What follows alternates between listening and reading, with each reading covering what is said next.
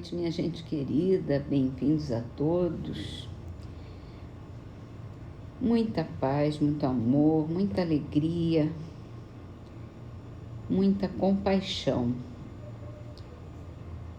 E vamos começar as nossas leituras falando sobre a compaixão, sobre a intolerância. É uma mensagem assinada por irmão X, que foi Humberto de Campos, chamado Ferreiro Intransigente. Para resumir a história, ele era muito rigoroso, muito intransigente, como o nome diz, e ele acaba conseguindo construir prisões,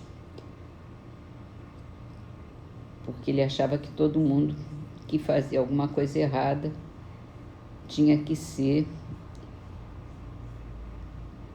penalizado com muita firmeza, com muito rigor.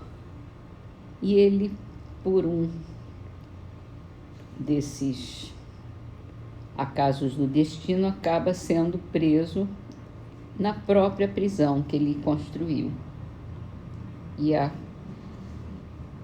história termina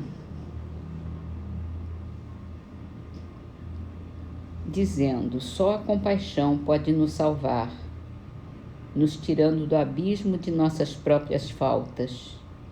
Qualquer punição extremada que receitarmos para os outros será como a prisão do ferreiro intransigente. Os laços que armarmos contra o próximo serão um flagelo inevitável para nós mesmos. E é isso, me lembra a máxima: não julgar para não sermos julgados. Que é isso que acontece. O que a gente faz vai voltar para nós. Quando a gente é muito rigoroso, muito crítico, muito julgador, acaba caindo no nosso julgamento, que nós vamos nos julgar. A nossa consciência nos julga, e se nós somos rigorosos, ele será rigoroso. A nossa consciência será rigorosa conosco mesmos. Então, tenhamos compaixão dos outros para que possamos ter compaixão de nossos erros também. Tudo tem a sua hora, tudo tem o seu jeito de resolver, de resgatar. Ninguém é condenado por Deus, só por si mesmos. Vamos então para o Livro dos Espíritos. E a gente entra num novo item do capítulo da Lei de Justiça, de Amor e de Caridade. É a da caridade e do amor do próximo. A pergunta que Kardec fez para começar é: qual o verdadeiro sentido da palavra caridade como Jesus entendia? É a benevolência para com todos, a indulgência para as imperfeições dos outros, o perdão das ofensas. E Kardec termina com uma nota explicativa. O amor e a caridade são o complemento da lei de justiça, pois amar o próximo é fazer-lhe todo o bem que nos seja possível e que desejaríamos que nos fosse feito. Tal o sentido dessas palavras de Jesus: amai-vos uns aos outros como irmãos. Segundo Jesus, a caridade não se restringe à esmola, abrange todas as relações em que nos achamos com os nossos semelhantes, sejam eles nossos inferiores, nossos iguais ou nossos superiores. Ela nos prescreve a indulgência, porque de indulgência nós precisamos e nos proíbe que humilhemos os desafortunados, contrariamente ao que se costuma fazer. Apresente-se uma pessoa rica e todas as atenções e deferências lhe são dispensadas.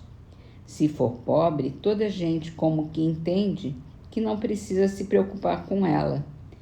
No entanto, quanto mais lastimosa seja a sua posição, tanto maior cuidado devemos pôr em não lhe aumentarmos o infortúnio pela humilhação. O homem verdadeiramente bom procura elevar aos seus próprios olhos aquele que lhe é inferior, diminuindo a distância que o separa. É uma lição linda, né? Quantas vezes a gente menospreza uma pessoa porque é uma pessoa humilde, é uma pessoa com pouco estudo, com pouco conhecimento.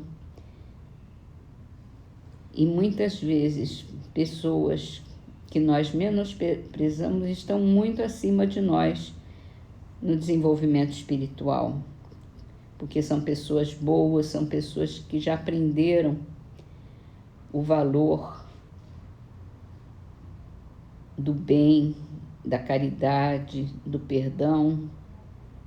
Então, vamos deixar de julgar as pessoas pelas suas aparências, pelas suas posses, pelo seu intelecto, e vamos acolher a todos, para que possamos também ser acolhidos por todos.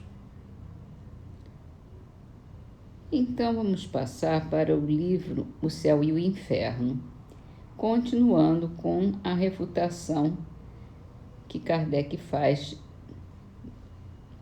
desse concílio sobre os anjos.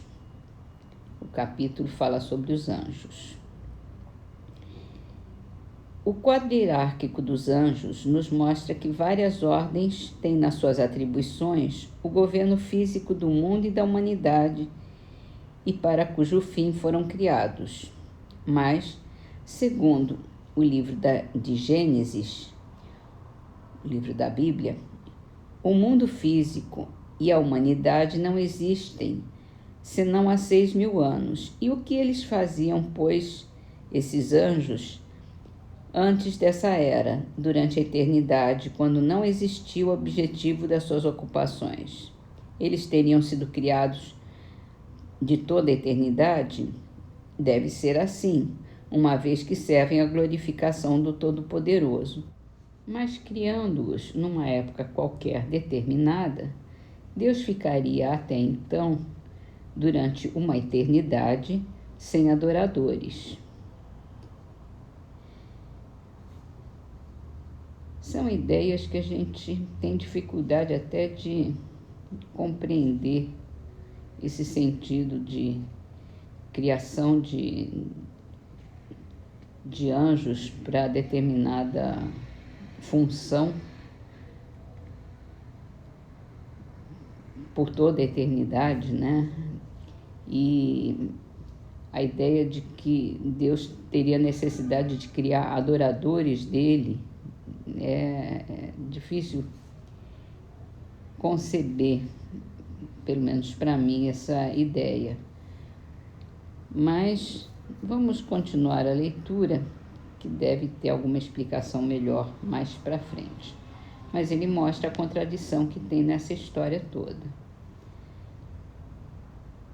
Vamos então terminar as nossas leituras com a frase de André Luiz, do livro O Espírito da Verdade, psicografado por Chico Xavier. Avisos da Criação. Eternidade significa aprimoramento contínuo de repetições. Sem recapitular movimentos, a Terra se desagregaria. Então, vamos começar a nossa prece com uma poesia de Cruz e Souza, do livro Relicário de Luz, psicografado por Chico Xavier. É uma página de louvor. Glória aos heróis da crença soberana em cujo amor a terra se redime. Portadores da fé pura e sublime de que a luz evangélica se ufana. Glória à dilacerada caravana que combate a impiedade, a sombra e o crime, embora um mundo que a persegue e oprime sob as pedradas da miséria humana. Louvor eterno aos grandes infelizes que se cobrem de estranhas cicatrizes, sem abrigo de paz que os reconforte. São vanguardeiros a que o céu se ajusta, resplandecendo de beleza augusta, na passagem divina além da morte.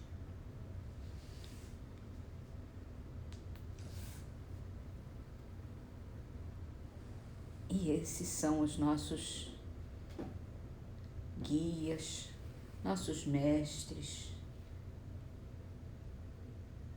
nossos amigos espirituais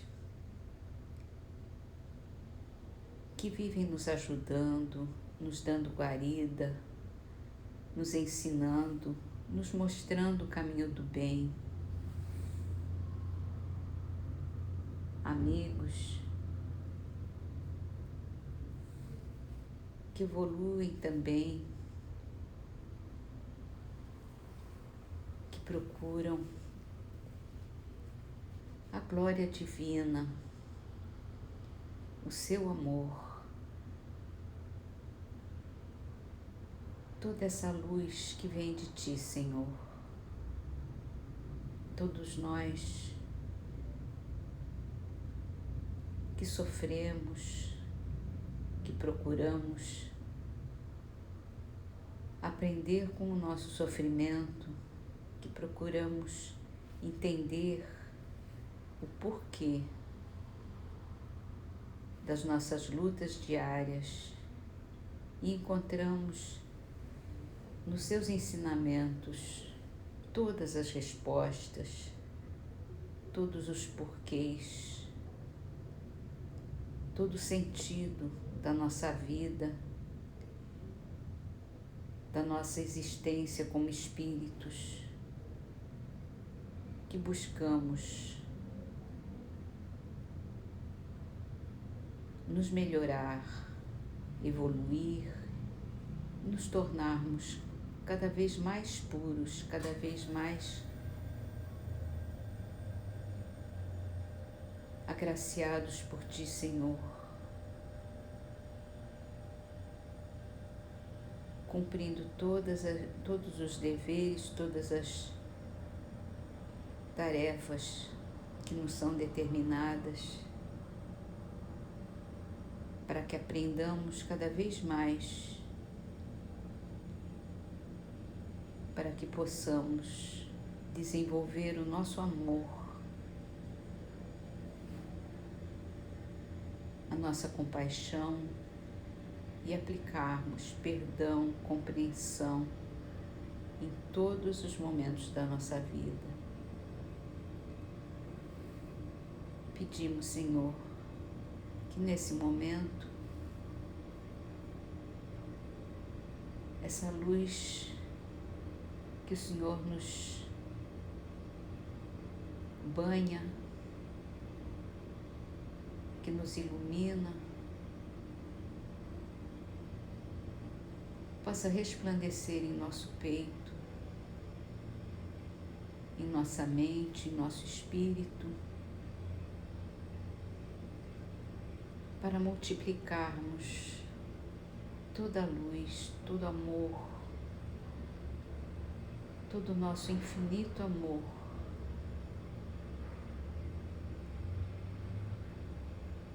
para que junto de todas as vibrações de amor que envolvem nosso planeta, possamos tornar esse mundo um pouco mais grandioso, mais amoroso, mais benéfico, mais compreensivo. E se tirarmos um sofredor que seja de seu estado de penúria, acendendo-lhe a esperança, o amor, que ele se sinta compreendido e amado,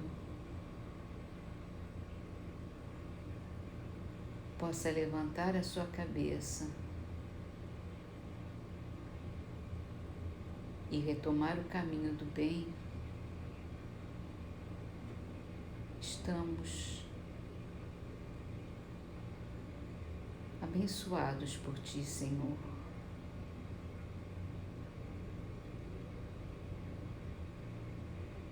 Que a nossa vibração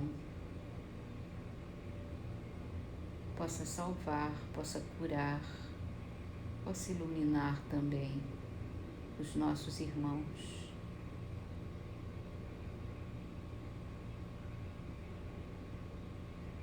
Obrigada, Senhor.